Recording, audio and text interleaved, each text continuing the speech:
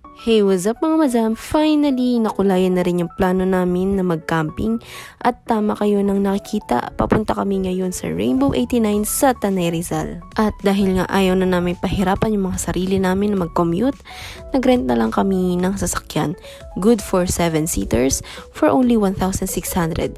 Nag-post lang kami sa FB group ng Car Rental Metro Manila. At doon na kami naghanap ng pasok sa budget namin. At kahit nga ulan ng ulan, hindi kami naawat sa pagkakamping. Ang titigas talaga ng ulo. Mga risk takers nga daw bahala na si Batman at si Superman. 2:30 PM kami umalis sa opisina sa Quezon City at 4:20 PM naman kami dumating dito sa Tanay Rizal.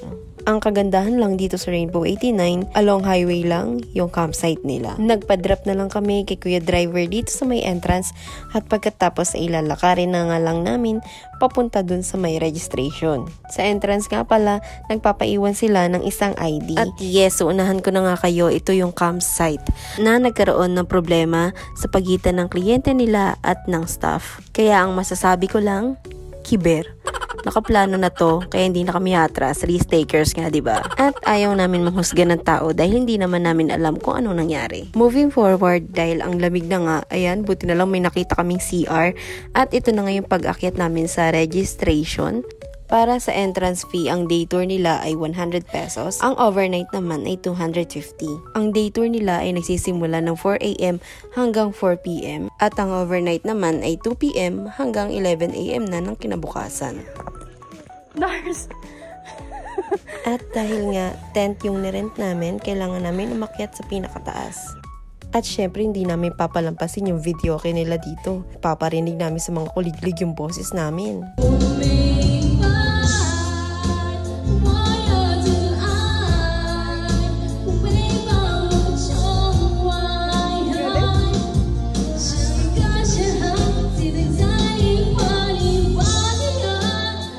O, diba, sa video pa lang, bawing-bawi na kami sa entrance. At syempre, ito na nga yung pinaka-highlight sa lahat. Nasa taas kami ng bundok para lang magchismisan at syempre kumain. Gumawa si Joyce ng nachos with corned beef, plus may mga chichirya kami. At ito na nga nagsisimula ng chikahan to the max. Bye-bye!